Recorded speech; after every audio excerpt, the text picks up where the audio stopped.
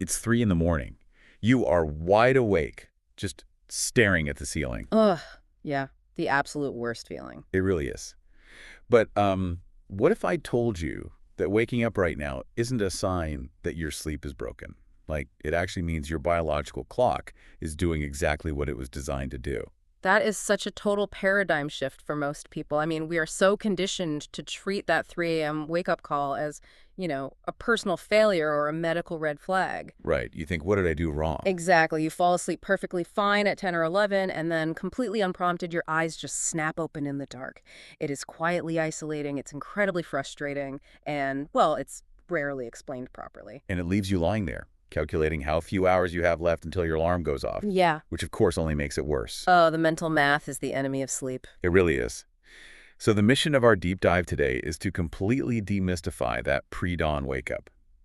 We're looking at a stack of incredibly insightful sources detailing the biological shifts in aging sleep, specifically for those over 60. And the very first thing we want to validate for you, listening right now, is that this is not a medical emergency.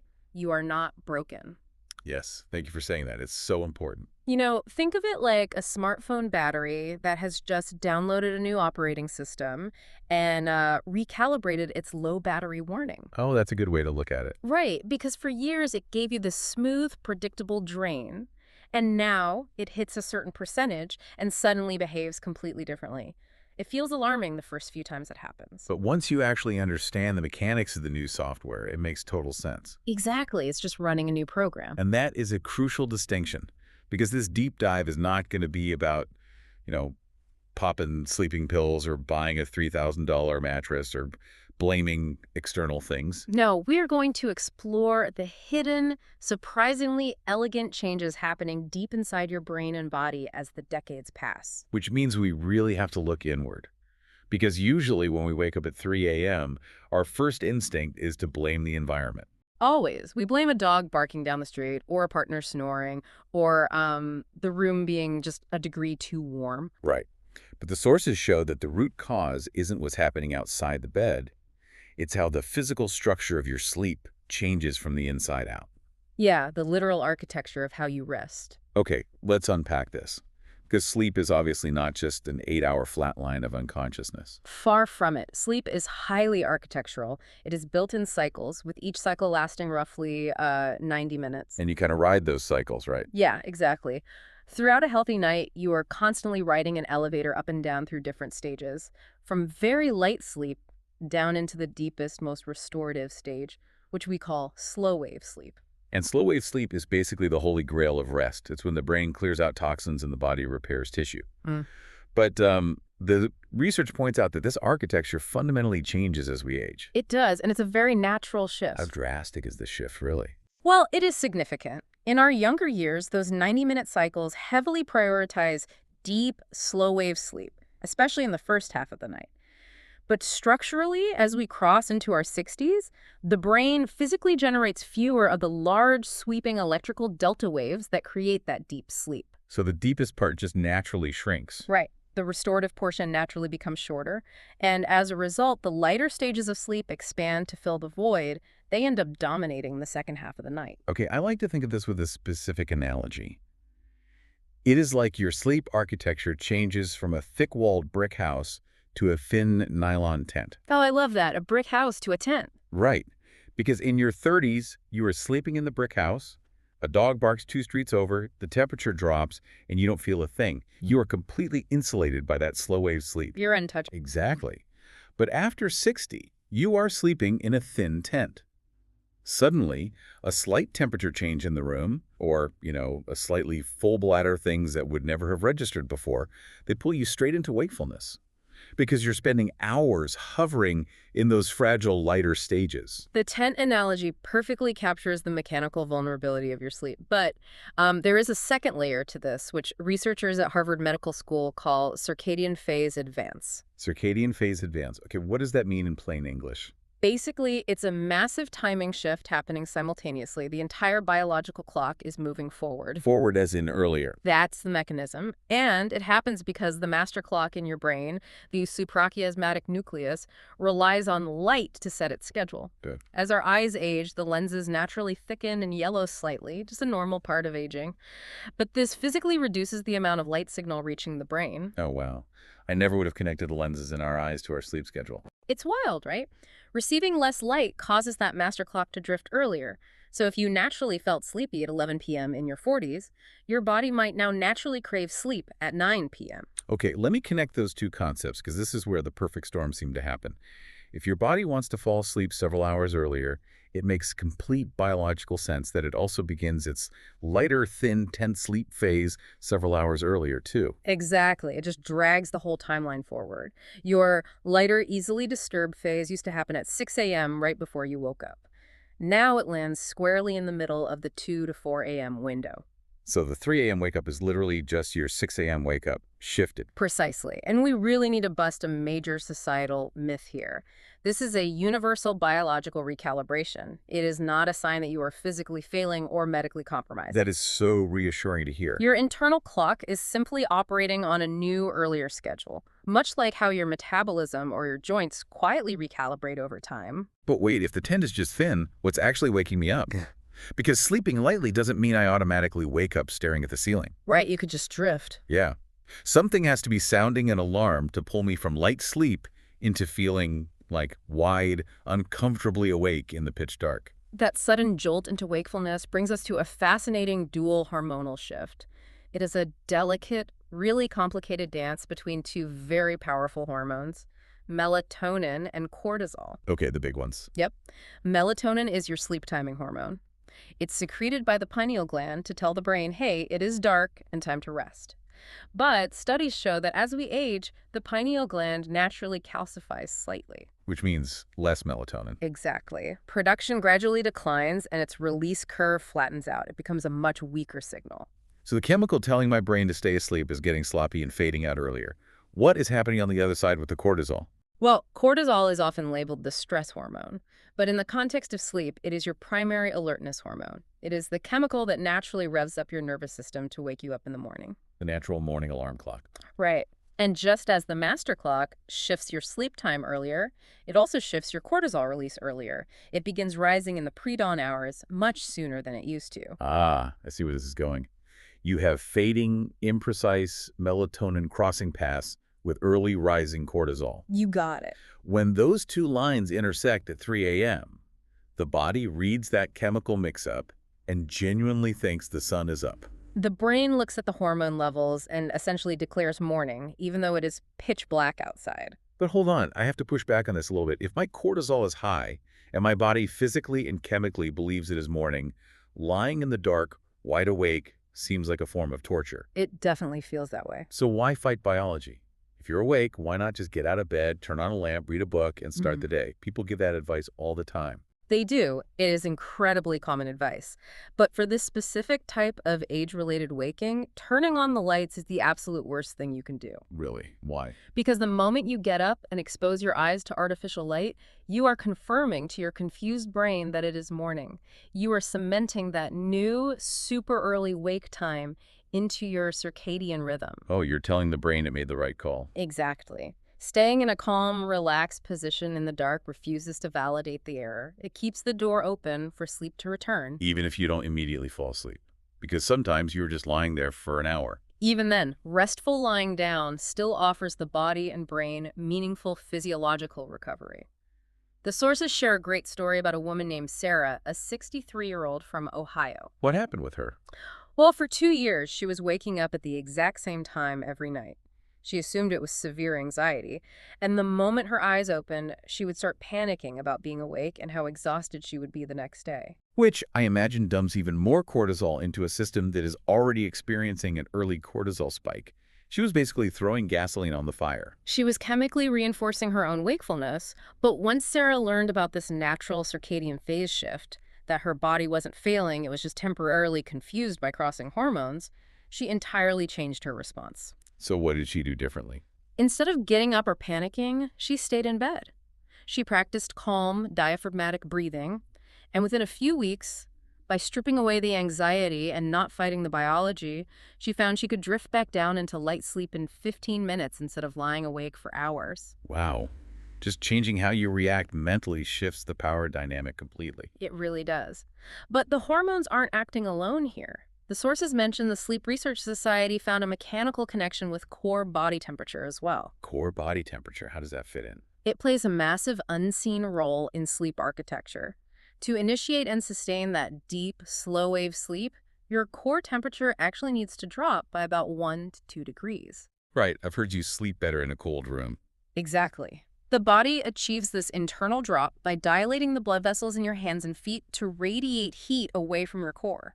Then, hours later, your core temperature naturally rises to gently wake you up. Let me guess, that temperature curve flattens out just like the melatonin curve. It flattens significantly.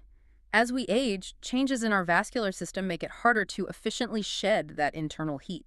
The temperature drop isn't as deep, which keeps you out of slow-wave sleep, and the morning rise begins earlier. So again, biology is nudging you out of deep sleep and into wakefulness ahead of schedule. Yeah, it's all connected. It really is a perfect storm. The house becomes a tent, the hormones get crossed, and the internal thermostat resets early. But beyond the hormones and the temperature, the sources detail some incredibly sneaky daytime systems that moonlight as sleep disruptors. Oh, this is where the science gets intensely practical. We need to look at how daytime systems like digestion and blood sugar control secretly sabotage the night. Blood sugar, like waking you up. Yes. Everyone experiences a slight dip in blood sugar overnight, simply because you are fasting while you sleep.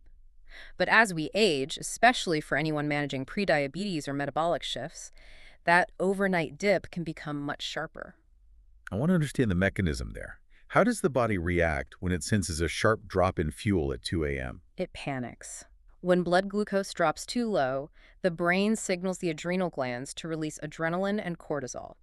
This is a survival mechanism designed to force the liver to release stored glucose and bring your blood sugar back up to a safe level. Oh, wow. So it's like an internal check engine light. That's a great way to put it. Yeah, the body senses the fuel dipping too low, the check engine light comes on, the liver dumps sugar, but the adrenaline required to make that happen accidentally sets off the car alarm. That adrenaline spike snaps the brain straight into beta waves, which are waking brain waves. And because you are already in that lighter, fragile, thin, tense stage of sleep, that tiny surge of stress hormone yanks you instantly and completely awake. And you have no idea why. None. Your heart might even be racing, and you have no idea why because you were just sleeping peacefully a minute ago. This completely reframes the idea of a bedtime snack. Like a small, balanced evening snack isn't an indulgence. For older adults dealing with this, it is literally a tool for overnight biological stability to prevent the liver from panicking. It stabilizes the entire metabolic cycle. And blood sugar isn't the only hidden trigger. What else is there? The sources point to poor circulation and arterial stiffness, which become very common after 60. Remember how we just discussed the body needing to dilate blood vessels to drop its core temperature? Yeah, radiating the heat away? Well, stiffer arteries make that vasodilation much harder. Your daytime cardiovascular health directly dictates your nighttime temperature regulation. That makes so much sense.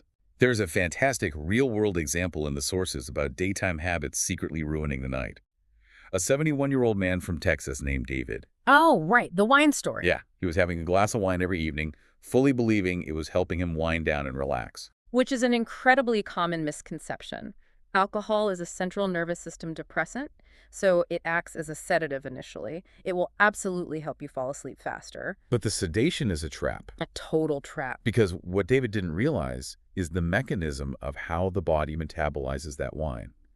As the liver breaks down the alcohol into acetaldehyde later in the night, it causes a physiological rebound effect. It's brutal on your sleep. It raises the heart rate, spikes the body temperature, and completely shreds that already fragile light sleep phase we've been talking about. It destroys the exact sleep architecture you're desperately trying to protect. And, the most pragmatic part of David's story in that his fix wasn't even to quit entirely. Right, he didn't have to give up his wine. He just shifted his glass of wine to earlier in the evening, well before dinner. By the time he went to bed, his body had already processed the metabolic rebound while he was awake, and his 3 a.m. wake-ups became significantly less intense. That brings us to what we actually should be putting in our bodies to support this aging biological clock. The script highlights some heavy hitters for sleep-supporting foods, and the science behind them is fascinating. The foods highlighted are highly functional. Tart cherries, for example, are one of the very few natural food sources of bioavailable melatonin, and they simultaneously contain antioxidants that reduce joint inflammation. I've heard tart cherry juice is amazing for sleep. It really is. Kiwi fruit is another standout. It has real clinical data behind it for improving sleep duration because it contains high concentrations of serotonin and folate. And those help the brain. Yes, they are precursors the brain uses to stabilize the sleep-wake cycle. Warm oatmeal in the evening was heavily featured too, which ties right back to our check engine light analogy. Oh, absolutely. The complex carbohydrates in oatmeal provide a slow, steady release of energy that keeps the blood sugar stable overnight, preventing that adrenaline spike from the liver. And you compare that with almonds or bananas, which are incredibly rich in magnesium. Magnesium operates by blocking NMDA receptors in the brain, essentially quieting the nervous system and physically relaxing muscle tension. When you look at that list, oatmeal, almonds, kiwi, fatty fish for vitamin D, tart cherries, these aren't just sleep foods. No, they are the exact same foods recommended by cardiologists for heart health, reducing arterial stiffness, and managing healthy cholesterol. The systems are completely inseparable. They are. The dietary habits that protect your vascular system and your blood sugar during the day are the exact biological systems that protect your sleep architecture at night. Okay, we have thoroughly unpacked the biology. We understand the phase advance, the crossing hormones, the temperature curves, and the check engine lights. We've covered a lot of ground. We have. Now, how do we practically work with this new body clock rather than fighting a frustrating losing battle against it? Well, the sources profile a 68-year-old man named Michael who offers a perfect blueprint for this. He didn't turn to heavy prescription medication. He simply combined 3 targeted daily habits. What were they? Consistent morning walks, cutting off his evening fluids earlier, and strictly dimming his lights at night. Within a month, he dramatically reduced his 3 a.m. awakenings. Here's where it gets really interesting. The ultimate irony of Michael's protocol is that the most effective way to fix a 3 a.m. waking problem actually begins at 8 a.m. It all starts with morning sunlight. Getting natural broad-spectrum light in your eyes within the first hour of waking is the single strongest signal you can send to your suprachiasmatic nucleus, that master clock in the brain. It's the timer. Exactly. That morning light hits the retina, immediately halts any lingering melatonin production, and effectively sets a 14-hour timer for your next melatonin release. You are chemically anchoring your sleep cycle for the night before you even eat breakfast. Which is amazing. And the sources are adamant about maintaining a consistent wake time, even on weekends. When we were in our 20s, we could sleep in on a Sunday and bounce back. But irregular wake times confuse the aging internal clock much more severely. We also have to talk about caffeine. Everyone intuitively knows coffee keeps you awake, but the biological mechanism changes as we age. Because our bodies process it slower. Exactly. As liver function subtly slows down over the decades, the half-life of caffeine extends. Caffeine works by blocking adenosine receptors, the chemicals that make you feel sleepy. Okay. At 65, a cup of coffee at 3 p.m. can remain active in your nervous system for 8 to 10 hours. It actively blocks your sleep drive right during that fragile 3 a.m. window. Shifting your caffeine to the morning is a massive, easy win. But what about napping? If you are up at 3 a.m., by noon you are carrying a heavy amount of exhaustion. I feel like there's a lot of guilt around napping. There is, but the science is very clear on how to nap strategically. Throughout the day, a chemical called adenosine builds up in the brain, creating what we call sleep pressure. Sleep pressure. Okay. Short naps, 20 to 30 minutes, taken early in the afternoon, are perfectly fine. They clear away just enough adenosine to give you a restorative cognitive boost without draining the deep sleep pressure you desperately need for the night. So a power nap is good. Yes. It is the long 2-hour naps late in the afternoon that bankrupt your sleep drive and guarantee a fragmented night. Got it. And as we move into the evening routine, the physical environment has to change. The sources strongly suggest a 90-minute screen-free wind-down window. Because the aging pineal gland is already struggling to produce a robust melatonin signal, the blue light from phones, tablets, or even bright bathroom LED bulbs suppresses whatever little melatonin you have left. You have to protect the melatonin. Exactly. Dimming the ambient lighting in your house allows that hormone to naturally build up. And Michael also reduced his fluids 1 to 2 hours before bed. When you're in that thin tent of light sleep, a full bladder isn't just an annoyance. Nighttime bathroom trips are the #1 physical trigger, forcing people out of bed in the early morning. But here is the critical pivot. Even if you do everything right, the oatmeal, the morning light, the dimming of the screens, you might still occasionally wake up at 3 a.m. It happens. It does. The psychological response to that moment is arguably more important than the physical trigger that woke you. We touched on Sarah's story earlier, but let's go deeper into that calm response. Because when you wake up in the dark, the immediate, overwhelming reaction is usually intense frustration. It is entirely normal to feel frustrated. But the moment you grab your phone to check the time, you are doing two destructive things simultaneously. What's the first one? First, you are hitting your retinas with blue light, suppressing melatonin. Right. Second, you are triggering the sympathetic nervous system, your fight or flight response. You start doing the math on your sleep deprivation, which floods your bloodstream with anxious alertness. The original biological trigger, maybe a slight temperature fluctuation or a minor blood sugar dip, might have only kept you awake for 5 minutes. But the panic about being awake is what keeps you staring at the ceiling for the next 2 hours. The anxiety becomes the new sleep disruptor. Precisely. Practicing a calm response shifting into your parasympathetic nervous system by breathing gently, trusting that simply resting your body in the dark is still highly restorative, and absolutely refusing to look at the clock strips that anxiety away. Refusing to look at the clock is huge. It is. It allows the brief physical trigger to pass through your system so you can naturally drift back down the sleep elevator. So, what does this all mean for you listening right now? First and foremost, we want you to walk away knowing that your aging sleep architecture is not a failing. It is a natural biological shift. You've just traded the insulated brick house for the lighter tent, and the master clock has moved forward. Exactly. But by understanding the how and the why behind these changes, you can adapt. By applying gentle, deliberate daily choices, from anchoring your circadian rhythm with morning sunlight, to respecting caffeine's extended half-life, to having a small bowl of complex carbohydrates to stabilize that overnight check engine light, you are getting right back in the driver's seat of your own rest. And there is one final, incredibly powerful thought drawn from these sources to take with you today.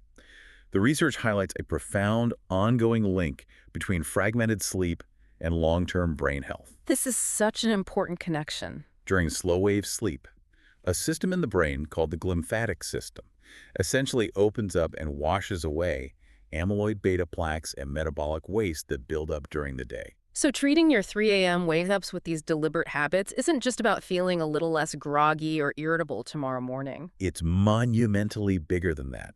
Working with your body to stabilize your sleep architecture today is actually one of the most powerful, proactive ways you can protect your cognitive health, clear out toxins, and preserve your memory for the decades to come. That is something incredibly powerful to mull over as you prepare for bed tonight. You aren't just resting, you are actively protecting your mind. So the next time you hit that 3 a.m. wake up, remember, your internal smartphone battery isn't broken, it's just running a new software update.